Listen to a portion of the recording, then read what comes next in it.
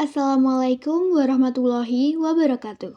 Salam Om Swastiastu, Namo Buddhaya, salam kebajikan.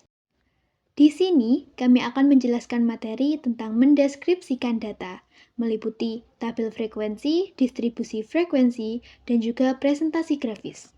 Teman-teman, perkenalkan kami dari kelompok 2 dengan anggota Naura Rukmawati Rohmah, Ayuda Rahmadani Aryawan, Dasinta Sukma Parameswari, Florencia Araya Cabibillah, Isma Chandra Kirana Hapsari Rahayu, Safira Ruli Ardiana. Tabel frekuensi adalah pengelompokan data kualitatif ke dalam kelas-kelas yang saling eksklusif yang menunjukkan jumlah observasi dalam setiap kelas. Bentuk grafik yang paling umum untuk menyajikan variabel kualitatif adalah diagram batang. Nah, diagram batang itu grafik yang kelas-kelasnya dilaporkan pada sumbu horizontal dan frekuensi kelasnya pada sumbu vertikal. Frekuensi kelas proporsional dengan tinggi batang. Misalnya, diagram batang ini menampilkan data dengan jumlah kendaraan yang terjual berdasarkan jenisnya. Ada 30 buah kendaraan jenis luar negeri yang terjual, jadi tingginya batang adalah 30, dan tinggi batang untuk jenis domestik yang terjual adalah 50. Jenis grafik lain yang berguna untuk menggambarkan informasi kualitatif adalah diagram lingkaran. Diagram lingkaran ialah diagram yang menunjukkan proporsi atau persentase yang diwakili oleh setiap kelas dari jumlah total frekuensi. Nah, langkah pertama untuk menggambarkan diagram lingkaran adalah dengan mencatat persentase dari data. Bisa dilihat pada gambar pada sebelah kiri. Kemudian, aplikasikan data presentasi tersebut pada diagram lingkaran. Sehingga bisa dilihat data hadiah tergambar sebesar 59%, pendidikan sebesar 30%, dan seterusnya. Setiap potongan pada diagram lingkaran mewakili bagian relatif dari setiap komponen, dan kita dapat membandingkannya dengan mudah. Izinkan saya meneruskan presentasi. Di sini saya akan menjelaskan tentang diagram batang menggunakan Excel. Diagram batang digunakan untuk membandingkan data antar kategori supaya lebih mudah dipahami. Caranya yaitu masukkan data ke tabel Excel, lalu blok datanya, klik menu Insert, dan pilih bar chart. Hasilnya akan muncul grafik batang yang bisa membantu kita melihat perbandingan data dengan jelas. Misalnya, penjualan produk per bulan akan lebih cepat terbaca dengan grafik batang daripada tabel angka biasa. Lalu ada frekuensi distribusi, yaitu cara mengelompokkan data ke dalam kelas-kelas yang saling eksklusif sehingga kita bisa tahu hasil atau jumlah observasi dalam setiap kelas. Contohnya yaitu pada tabel ada harga jual antara 18 sampai 21.000, ada 23 data, sedangkan 33 sampai 36.000 hanya ada 2 data. Dari sini terlihat bahwa sebagian besar harga jual yang ada di kisaran 18 sampai 24.000. Jadi, distribusi frekuensi membantu kita memahami pola-pola sebaran data. Lalu ada tabel frekuensi. Ini lebih sederhana karena langsung menunjukkan jumlah data pada setiap kategori. Contohnya, mobil domestik ada 50 unit, sedangkan mobil luar negeri ada 30 unit. Dengan tabel frekuensi, kita bisa langsung membaca informasi tanpa harus melihat data mentah yang panjang. Biasanya, tabel frekuensi ini menjadi dasar untuk membuat grafik seperti diagram batang atau diagram lingkaran. Presentasi akan dilanjutkan oleh rekan kami. Saya persilahkan. Frekuensi kelas relatif yaitu dibagi menjadi dua. Yang pertama, frekuensi kelas dapat diubah menjadi frekuensi kelas relatif untuk menunjukkan pecahan dari jumlah observasi di setiap kelas. Dan yang kedua, frekuensi relatif menangkap hubungan antara total kelas dan jumlah observasi. Di situ ada contoh tabel frekuensi relatif kendaraan yang dijual berdasarkan jenis divider autoplate bulan lalu. Nomor terjual adalah jumlah kendaraan yang berhasil dijual bulan lalu. Contohnya kendaraan domestik terdapat 50 unit, kendaraan luar negeri 30 unit. Jadi total keseluruhannya yaitu 80 unit. Dan yang kedua, frekuensi relatif. Frekuensi relatif menunjukkan proporsi atau presentasi dari total penjualan. kendaraan domestik yaitu 50 dibagi 80 dan terdapat hasil 0,625 atau bisa disederhanakan menjadi 62,5%.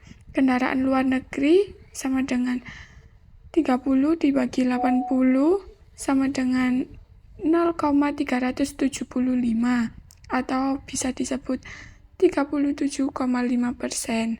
Jika jumlah keseluruhan jadi 1000 atau 100%. Kedua ada frekuensi distribusi. Yang pertama titik tengah kelas, yaitu titik yang membagi suatu kelas menjadi dua bagian yang sama besar. Ini adalah rata-rata batas kelas atas dan bawah. Dan yang kedua, frekuensi kelas. Banyaknya observasi pada setiap kelas. Yang ketiga, interval kelas. Interval kelas diperoleh dengan mengurangkan batas bawah suatu kelas dengan batas kelas berikutnya. Untuk membuat tabel distribusi frekuensi, Ibu Katsiron Bal dari Autousa ingin mengembangkan tabel, ban, dan grafik untuk menunjukkan harga jual tipikal di berbagai lot dealer. Tabel di sebelah kanan hanya melaporkan harga 80 kendaraan yang terjual bulan lalu di Widner Autoplex. Dari tabel berikut merupakan data mentah atau raw data harga penjualan kendaraan. Data tersebut nantinya bisa diolah menjadi tabel distribusi frekuensi atau histogram untuk melihat sebaran harga kendaraan. Nah, itu yang di blok warna orange, harga tertinggi yaitu 30,925 US dollar, harga terendah yaitu 15,546 US dollar, dan ranknya terdapat 35,925 US dollar dikurangi 15,546 US dollar jadi 20,379 US dollar.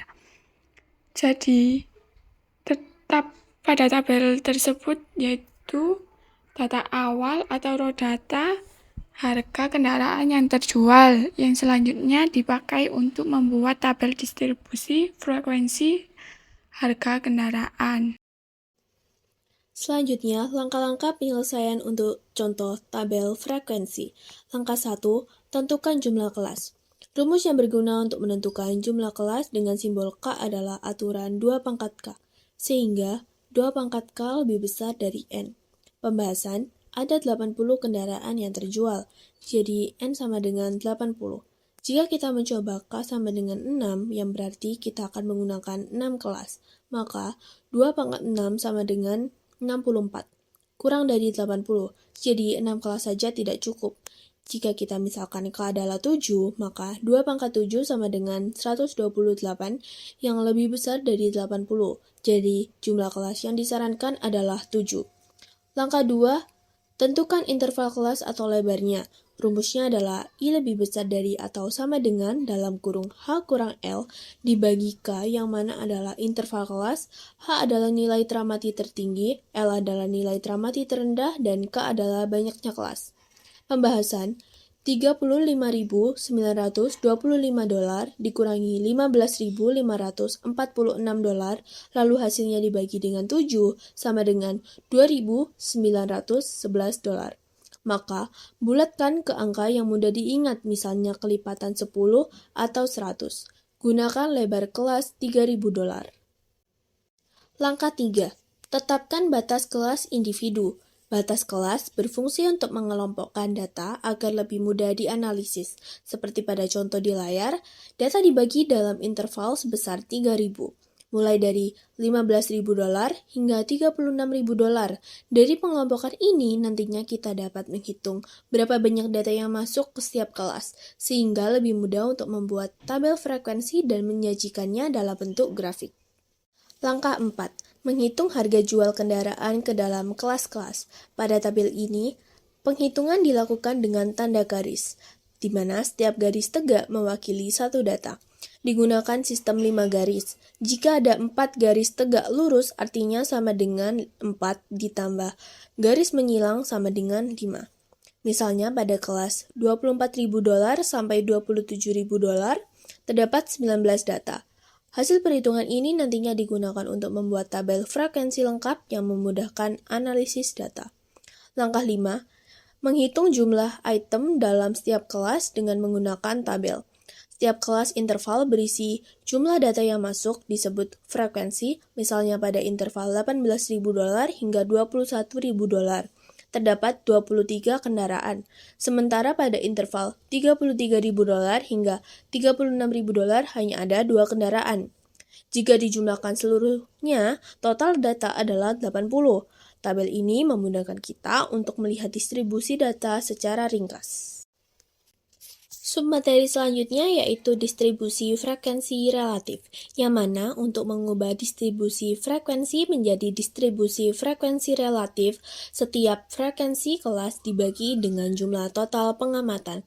Caranya, frekuensi tiap kelas dibagi jumlah data yaitu 80. Misalnya, dalam layar untuk kelas $18.000 sampai $21.000 dengan frekuensi 23 diperoleh frekuensi relatifnya yaitu 0,2875 atau 28,75%.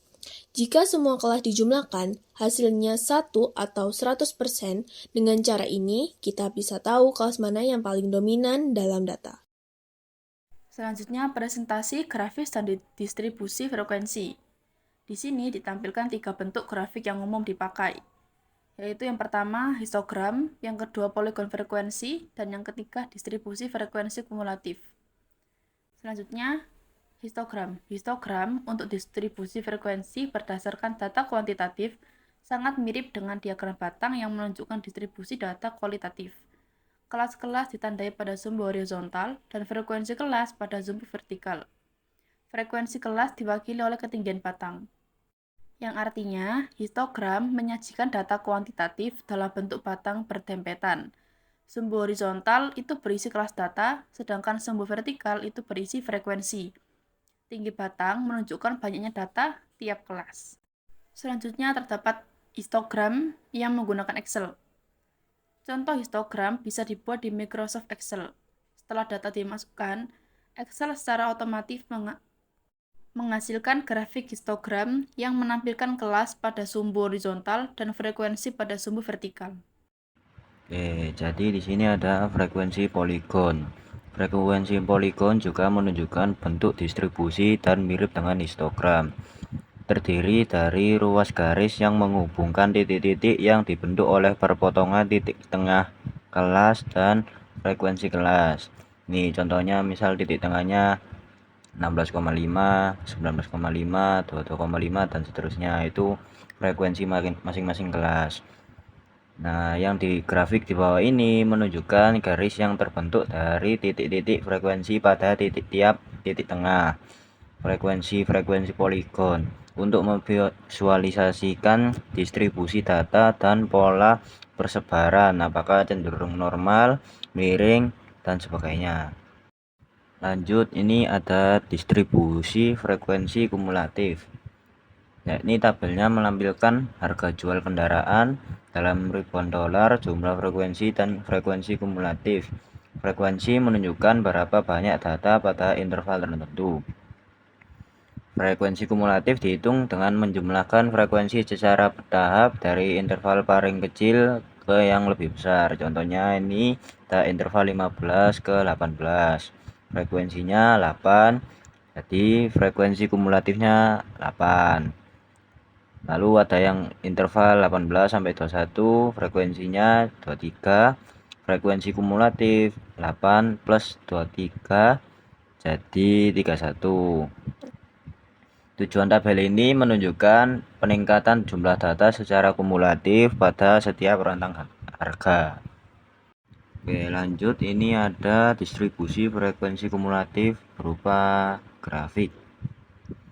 Grafik menunjukkan kurva Ogive garis hijau dari distribusi frekuensi kumulatif.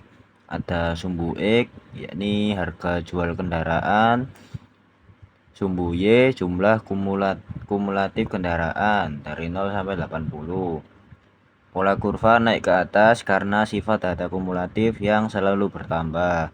Ogive berguna untuk mengetahui jumlah data di bawah suatu nilai tertentu dengan cepat. Contohnya, dari grafik bisa terlihat berapa jumlah kendaraan yang harganya kurang dari $27.000.